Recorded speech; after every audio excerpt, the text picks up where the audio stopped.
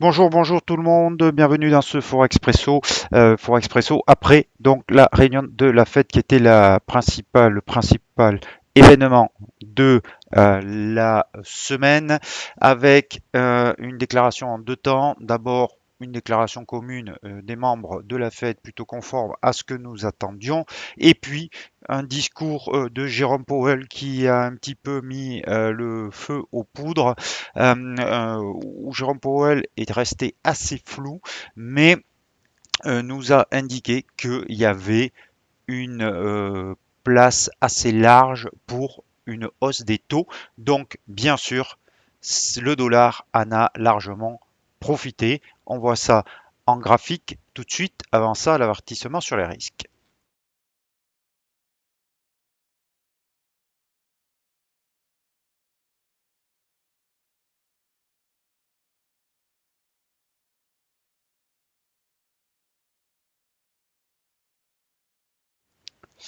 Voilà, donc cet après-midi, il ne faut pas oublier quand même que nous avons deux chiffres importants, les commandes de biens durables aux États-Unis attendues à moins 0,5%, mais aussi le PIB trimestriel prévisionnel pour le quatrième trimestre attendu à 5,5%. Donc deux indicateurs qui peuvent faire bouger le marché, mais bien sûr le marché reste sur les propos de Powell et on va le voir tout de suite en image. Nous avons un dollar qui grimpe et qui est en train de dépasser son plus haut de novembre et de décembre et de sortir de cette consolidation dont il était enfermé, dans laquelle il était enfermé depuis plusieurs semaines. Déjà, j'en ai parlé hier, donc il y a eu la cassure de l'oblique baissière ici, qui était une indication comme quoi le dollar allait rejoindre le haut. C'est fait, on le dépasse. Donc maintenant, un avis très haussier sur le billet vert, forcément avec en plus des moyennes mobiles qui se croisent et qui se retournent à la hausse. Donc plusieurs indications que cette hausse du billet vert pourrait continuer. Sur l'euro-dollar, qu'est-ce que ça donne? Sur l'euro-dollar, nous allons voir que le test du fort support est en danger, puisque vous voyez qu'on est en train de casser. Alors, toujours pareil, hein, excusez-moi, toujours pareil, attendre, bien sûr, la clôture qui peut avoir une physionomie complètement différente de ce qu'on voit actuellement, puisque les États-Unis ne sont pas là. Et encore une fois, il y a deux chiffres cet après-midi. Ceci étant, si et seulement si on clôture sous cette deux zones de résistance, ça sera un signal de reprise baissière avec un objectif sur 1,10 dans un premier temps. 1,10, c'est un niveau uniquement psychologique, puisque c'est un chiffre rond, ça marche de temps en temps sur les marchés, mais le vrai niveau, il est sur, vous allez le voir, sous 1,08 ici. C'est cette zone de support touchée en février-mars 2020 qui servirait donc cette fois-ci de support avec une première objectif à 1,0766.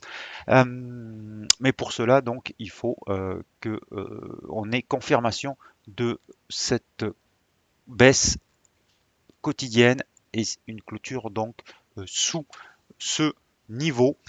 Euh, alors, il y a plusieurs écoles, hein. Si vous voulez le trader, soit vous attendez, si vous êtes un investisseur sur long terme, vous attendez la clôture, ça ne fait aucun doute, avec un stop qui se placera sous cette, au-dessus, pardon, de cette, du plus haut de la bougie du jour, si elle se termine encore une fois avec cette configuration. Si vous êtes un day trader, euh, vous pouvez essayer peut-être de rentrer en position. Alors moi je ne le ferai pas, je vais vous dire pourquoi. Parce que ici vous avez un RSI qui est extrêmement survendu sur l'horizon de temps 1 heure. On est sous le niveau des 10, c'est très rare. Ça ne veut pas dire qu'il y aura un retournement. Ça veut dire que pour moi, et uniquement pour moi, et ça n'engage que moi, il est trop tard pour vendre maintenant, même si cette cassure est un signal baissier.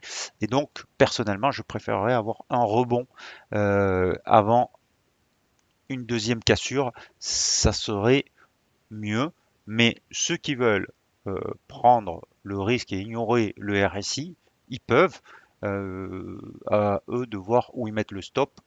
Personnellement, je le mettrai au-dessus de cette bougie horaire euh, ici, à condition d'attendre bien sûr la clôture de cette bougie et quelle est cette configuration là, c'est-à-dire euh, que les cours finissent quasi au plus bas ou quasiment au plus bas de ce chandelier. Voilà donc pour l'eurodoll, donc un avis baissier qui devra être confirmé à la clôture. Le câble, on va faire les grandes devises d'abord. Le câble, il revient lui aussi sur un retracement Fibonacci de 61,8%. Ici, il est en train de le casser aussi. Donc là encore, un signal de poursuite de la baisse et si on avait une clôture sous le retracement Fibonacci, la théorie voudrait qu'on retrace maintenant complètement euh, cette vague de hausse et donc on aille sur un 32 dans un premier temps. Avoir la clôture ce soir, c'est logique, hein, on va voir ça un peu sur toutes les devises puisque le dollar est en train de casser un niveau très important. Euh, le dollar yen a fait un jump, comme on dit, euh, avec cette hausse hier très très forte, suivie aujourd'hui d'une hausse marquée. Alors, quand vous avez un Marubozu quasiment de ce type-là, dans 80% des cas, il y a une continuation dans le même sens le lendemain. Alors, ça ne marche pas toujours, mais si vous cassez le plus haut d'une séance, d'un chandelier aussi haussier, dans 80% des cas, vous avez une continuation haussière. Voilà, ça c'est une petite parenthèse. Donc là, on devrait revenir sur 115,50 et même au-delà, l'objectif maintenant, si c'était confirmé ce soir, cette cassure du dollar, ce franchissement du dollar, le dollar yen, il pourrait revenir assez rapidement sur 116,35. Mais là encore, si vous prenez l'horizon temps 1 heure, difficile de rentrer euh, maintenant. Regardez le RSI où est-ce qu'il se trouve et la distance entre les cours et les moyennes mobiles la moyenne mobile à 34 périodes, c'est quand même, ça montre un excès quand même. Alors un excès qui peut continuer, mais euh, le problème c'est de où est-ce que vous mettez votre stop loss. Et le stop loss, vous allez le mettre au minimum ici. Donc c'est très très très loin euh, et vous êtes obligé d'attendre un pullback avant une remontée. Euh, donc c'est la situation inverse que sur l'eurodoll pour rentrer sur la devise. Sur l'AUD, on a l'OSI, on a la même situation normale avec une cassure de ce support à 0,7080 et une probabilité de retour sur 0,70. On va regarder maintenant l'euro-yen parce que j'en avais parlé hier, j'ai dit que j'étais baissier, effectivement, on a toujours ce biais baissier sous 129,60 avec l'objectif à 127,50. On repart un petit peu à la baisse aujourd'hui. Donc cette tendance baissière sur l'euro-yen à court terme est toujours valable. Et en fait, on va aller voir le kiwi parce que le kiwi, il est au plus bas de 15 semaines. Il est en chute libre. Il a repris euh, sa tendance baissière. Donc, tendance baissière en 3 temps en plus, donc classique. Une ici, une consolidation là et derrière, boum, nouvelle accélération baissière, reprise de la tendance avec un objectif sur 0,6510. Ça correspond à un plus bas hebdomadaire.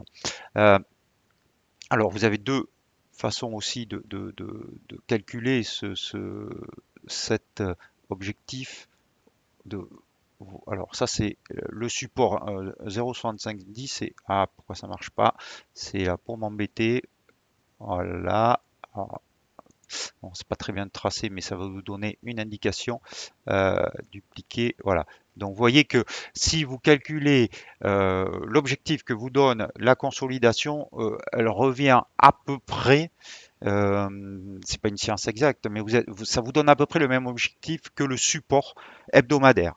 Donc bonne indication. Maintenant, euh, donc ça, c'est l'objectif maintenant sur le kiwi. Maintenant, est-ce qu'on va y aller directement ou est-ce qu'on va avoir un rebond avant d'y repartir?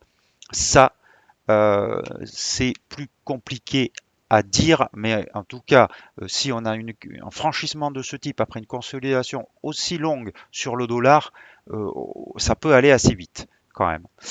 Donc surveillez bien la clôture du dollar ce soir. Voilà, on n'a pas vu le dollar suisse, on va le voir rapidement.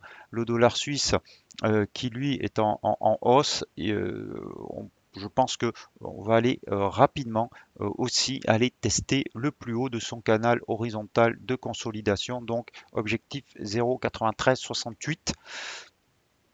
Et enfin, le dollar canadien qui a finalement invalidé sa tête-épaule. Donc la tête-épaule qu'on suivait ici est terminée avec la cassure hier soir à 22 heures. J'avais dit que si on avait une clôture au-dessus de l'oblique baissière, on sortait. Ça a été le cas hier soir. Vous êtes sorti. Donc on a le bilan sur cette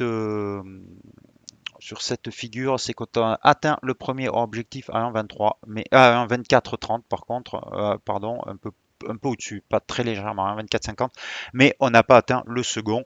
Donc, un bilan mitigé sur gagnant quand même, hein, mais avec une petite perte sur la deuxième partie de la position.